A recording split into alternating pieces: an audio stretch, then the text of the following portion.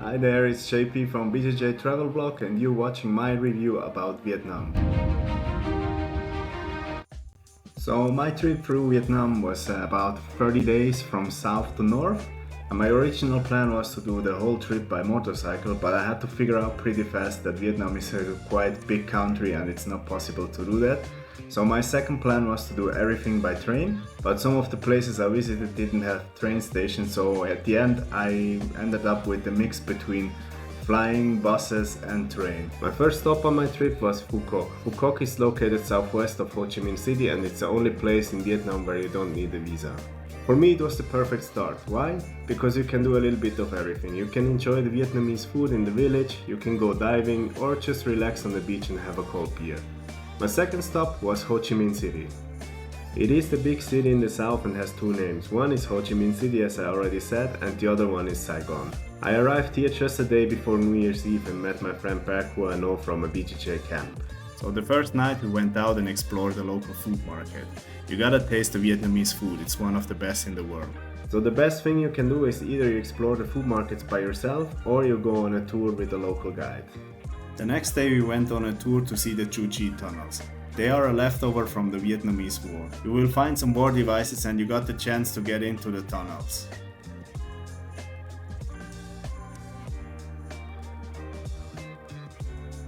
In the evening we went out to celebrate New Year's Eve in the streets of Ho Chi Minh City. And of course there were some big fireworks. The next 2 days I used to do some sightseeing. I highly recommend you to go to the War Museum in Ho Chi Minh City. My next stop was Mui Ne. I took the bus, which was a 4 to 5 hour drive and cost me around $10. Mui Ne is a relaxed surfing town. I stayed there for 5 days and took some kite surfing lessons at Kite Vietnam. You can also rent a scooter and go to the Fisher Village or the dunes. My next stop was Hoi An, which is located next to Danag. This place was just like I imagined Vietnam. The city is located next to a river and the ocean. By night, colorful lamps will light up the city. And in the back of the city you will find some farmers and rice fields. I also did a cooking class to learn how to cook my favorite dishes. One day I spent to visit Danang with this iconic dragon bridge, the marble mountains and the golden bridge. From here a 2-hour train ride brought me to Hue. The city served as the imperial capital of the Nguyen dynasty and is a UNESCO World Heritage. Now it was time for my first overnight train ride. After a bumpy 15-hour ride, I arrived in Ninh Binh with a lack of sleep. Ninh Binh is a natural paradise located 100 kilometers south of Hanoi. It is also known as Little Halong. After arriving in my hotel, I booked a day tour. The first stop was a temple which was quite new and built to bring tourists into the area. After lunch, we finally went to the Cook National Park and the Mua Caves, which are the real attraction of this area. A short train ride brought me to Hanoi the next day, the capital of Vietnam and the biggest city in the north. Hanoi was my base for different excursions for my last week in Vietnam. The first days I explored the city and tasted some more of the Vietnamese food. You have quite a lot to see in the city. I highly recommend to visit the Ho Chi Minh Memorial, the Hao Kiem Lake, the Old Quarters, St. Joseph's Cathedral, the Opera and the Military Museum. By night the beer street turns into a busy place. All the restaurants and bar opens so you can sit on the walkways and enjoy a cold beer. One of the major attractions is the train street. You can sit in one of the restaurants, coffee shops or bars right next to the railways, enjoying a drink or food. And if you check the timetable right, there will be trains rolling by. I visited the train street twice, once by day and once by night. Make sure you find someone outside the gates who owns a restaurant and will take you inside, otherwise the guard won't let you in. I had 2 more things on my bucket list in the north of Vietnam.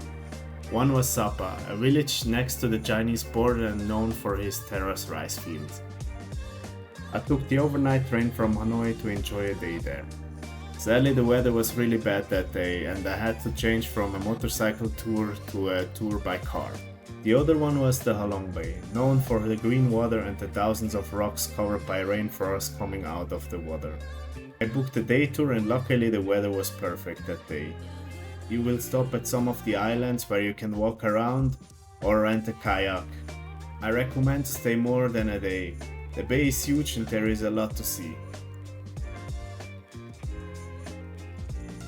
So let's talk about the Vietnamese food. The Vietnamese kitchen definitely became one of my favorites.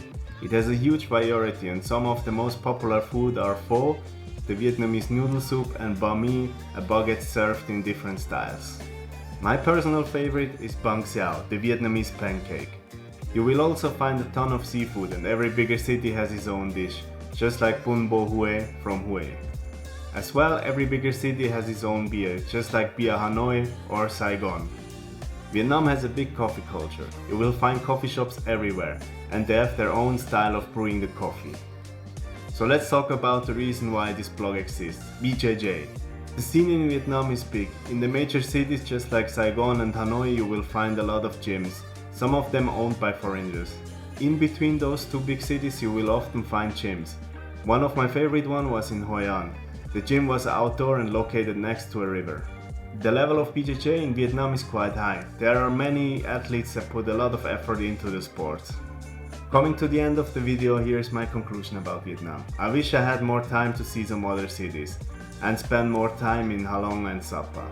Coming back next time to Vietnam, I definitely go from north to south. Why? Because it's nicer to go from cold weather to warm weather. So I hope you liked this video about Vietnam. If so, click the like button. Follow my channel and my Insta account. Thanks for watching and I hope I see you on the next video.